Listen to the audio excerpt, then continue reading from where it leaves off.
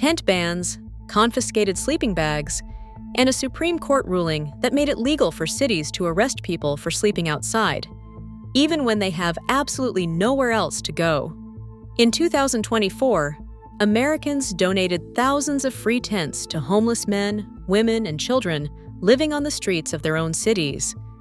However, what happened to those tents and to the people sleeping inside them will change how you see this crisis. Picture this.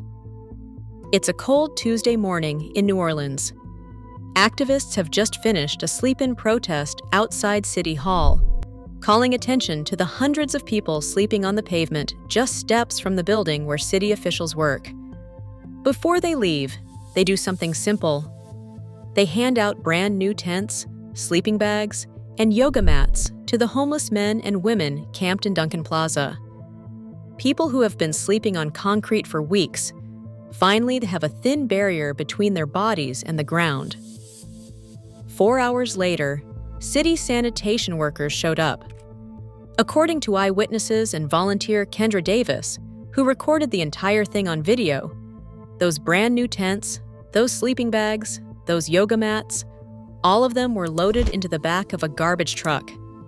Donated at dawn, destroyed before lunch. And the people who had been sleeping in them? They were told to move. Where exactly they were supposed to move to was never really made clear. But New Orleans was not an isolated case. This was happening everywhere.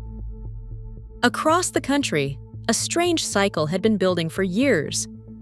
Churches were pooling donations to buy camping gear for the people sleeping behind their parking lots. Retired couples were driving around with car trunks full of blankets and hand warmers. Community groups were organizing supply drives that collected thousands of tents, tarps, and sleeping bags, then distributing them in parks and under overpasses where encampments had formed. The impulse was simple and deeply American. You see a person suffering, you help them. But almost as quickly as these supplies reached the hands they were meant for, city governments were showing up and throwing all of it away. In Portland, the county handed out thousands of tents over the course of several years, according to officials. At the same time, Portland city crews cleared over 5,000 encampments in just over a year, averaging 19 removals per day by the end of 2023. The tents they cleared often included the same ones the county had distributed.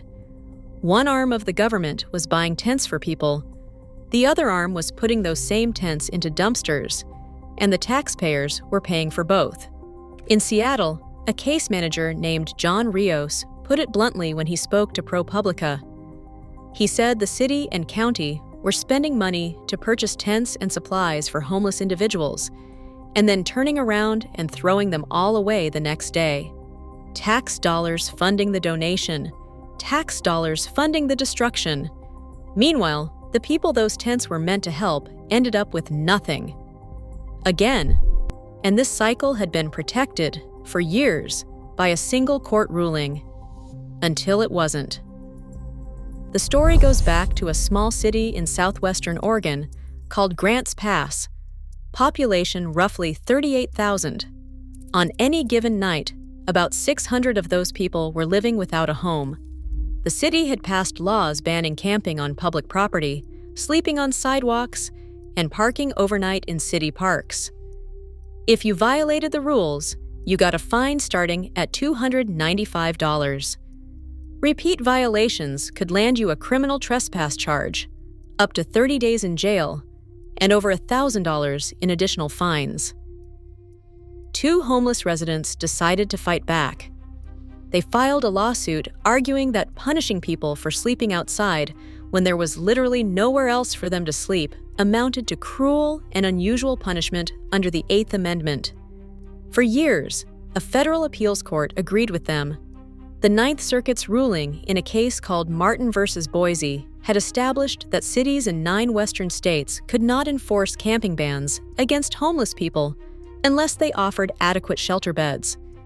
It was not a perfect solution, but it created a basic floor. You could not arrest someone for the act of existing if you had not given them any alternative. That protection held for years. Then the case reached the Supreme Court. On June 28, 2024, in a 6-3 decision written by Justice Neil Gorsuch, the court reversed the Ninth Circuit. The ruling in City of Grants Pass versus Johnson held that anti-camping ordinances did not violate the Eighth Amendment. The court said these laws targeted conduct, not status. They applied to anyone camping in public, whether that person was homeless, a backpacker on vacation, or a college student protesting on a lawn. The fines and jail time that came with violations were, in the majority's view, neither cruel nor unusual. In her dissent, Justice Sonia Sotomayor wrote that the city was jailing and fining people for sleeping anywhere in public at any time, even in their cars, using as little as a blanket to stay warm. But the majority carried the day. And cities did not waste a single day. Within 6 months, more than 100 cities across the country passed new laws banning outdoor sleeping, camping, or both. Some of these cities had been waiting for years for the legal green light. Others moved fast to get ahead of the political pressure. California's Governor Gavin Newsom issued an executive order within weeks, directing state agencies to begin removing homeless encampments. San Francisco, long considered one of the most liberal cities in America, ramped up enforcement almost overnight. Police stopped giving warnings before sweeps. People found camping on the street were given 15 minutes to leave and threatened with citations and arrests. Complaints about encampments spiked 20% across the city, and in some neighborhoods, the increase was closer to 300%. In San Joaquin County, California, a new ordinance banned sleeping in cars and required anyone living outside to move at least 300 feet every single hour. Violators could face up to $1,000 in fines and 6 months in jail. In Florida, one of the strictest laws in the country took effect on October 1st, 2024, making it illegal to sleep on sidewalks, in parks, and on beaches statewide. One city in California, Fremont, even passed a law that made it a crime to assist people living outdoors. But the new laws were only half of it. What came next was the enforcement. If you have never seen an encampment sweep, it works like this. Crews, usually sanitation workers accompanied by police officers, arrive at an encampment, often in the early morning when people are still sleeping. In some cities, residents get 72 hours of notice. In others, they get 15 minutes. Workers begin removing tents, tarps, shopping carts, and everything inside them. In many cases, the belongings are bagged and taken to a storage facility where residents can, in theory, retrieve them. In practice, most people never see their belongings again. In San Francisco, only about 28% of confiscated items were ever picked up by their owners. And the things being thrown away were not just tents. A ProPublica investigation spanning 14 cities found that sweep crews regularly confiscated medications, identification documents, cell phones, tools people use to earn a living, and personal keepsakes that could never be replaced. One woman in Portland said she lost the ashes of her late husband during a sweep. A man in Los Angeles lost the gardening and landscaping tools he used to earn money to try to get off the streets. He watched the city workers take them. In Phoenix, a woman recovering from foot surgery had her tent, umbrella, ice chest, sunscreen, and pain medication confiscated while temperatures climbed above 100 degrees. She described losing everything she needed to be almost comfortable. An audit of New York City sweeps found that out of over 2,300 people forcibly removed from encampments, only 90 stayed in a shelter for more than 1 day afterward. Just 3 obtained housing, 3 out of 2,300. If you've been watching this far, hit subscribe. I break down stories like this every week, the ones that show you what's actually happening behind the numbers. Because the cost of losing shelter goes far beyond lost belongings. It can be a matter of life and death, especially when winter hits.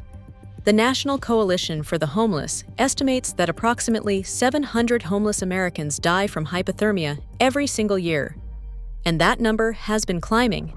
CDC data shows that around 2,500 Americans died from hypothermia in 2023, which was 35% higher than a decade earlier. In 2022, it was even worse, with 3,500 deaths during brutal winter storms. Older adults are the most vulnerable. People 55 and older accounted for more than 3/4 of hypothermia deaths in California alone from 2021 through 2023.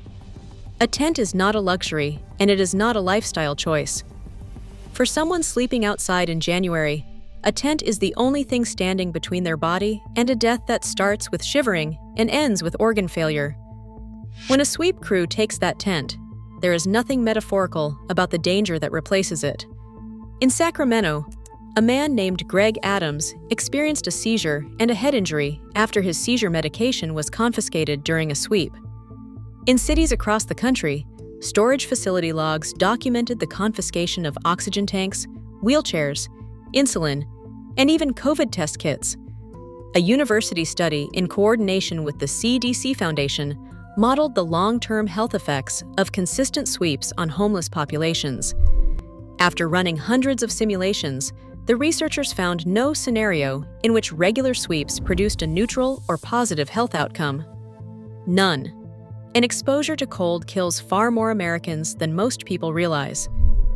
It is not just people living on the streets. Power outages, car breakdowns during winter storms, natural disasters that knock out the grid for days. These are situations where anyone can find themselves suddenly without heat, without shelter, without a backup plan. After the Texas grid failure in 2021, 4.5 million people lost power during a winter storm. Homes dropped into the 30s indoors. People died in their own houses because they had no way to retain body heat without electricity. In Buffalo in 2022, people froze to death trapped in their cars during a blizzard. After learning how fast an unheated house drops below 50 degrees during a power outage, I started keeping a compact emergency thermal bag called TerraShell in my car and one in a closet at home. It uses a reflective lining to trap about 90% of your body heat without needing batteries, fuel, or any external power source. It weighs about 4 ounces, fits in a glove box or a purse, and works anywhere, inside a stalled car, in your house during a blackout, wherever you need it. You just climb inside and your own body heat does the rest. It is the kind of thing you hope you never need, but you would be really glad to have if a storm knocks your power out at 2 in the morning. If you want to check it out, there is a link in the description below. But back to the story.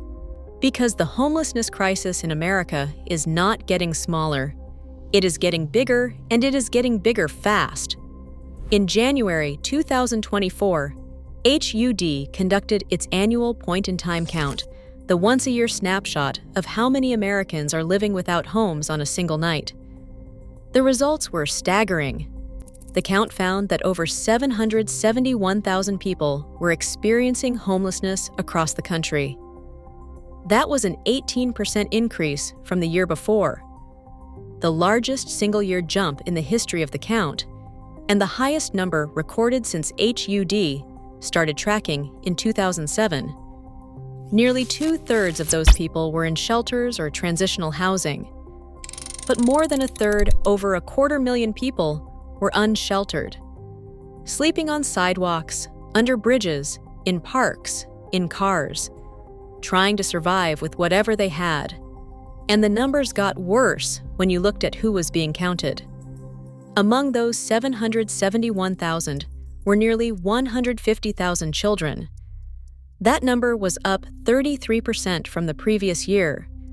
Family homelessness jumped 39%, the largest increase of any group. California alone accounted for roughly a quarter of the national total, with about 187,000 people counted as homeless. New York had roughly 158,000, but this was not just a coastal problem. Homelessness increased in 43 states. It rose in cities, suburbs, and rural communities. The crisis was everywhere. But age was the detail that most people missed. 1 in 5 people counted as homeless was 55 or older. That is your neighbor. That is someone's parent, someone's grandparent. Adults over 65 are now the fastest growing segment of the unhoused population. Researchers at UCSF have projected that the proportion of homeless Americans who are 65 or older could triple between 2017 and 2030. These are people on fixed incomes who got hit by a rent increase they could not absorb, or a medical bill that wiped out their savings. They did not make bad choices. They made the same choices everyone else makes, and then the math stopped working. And the driving force behind it was not complicated. Rents went up. Wages did not keep pace. Since 2021, median rent has jumped about 20%. Half of all renters in the country are now spending 30% or more of their income just to keep a roof over their heads. When the pandemic-era rental assistance programs expired and eviction moratoriums ended, the safety net disappeared and people fell through. Some of them landed in shelters, some of them landed on the street, and now, in more than 100 cities, the streets had been declared off-limits too.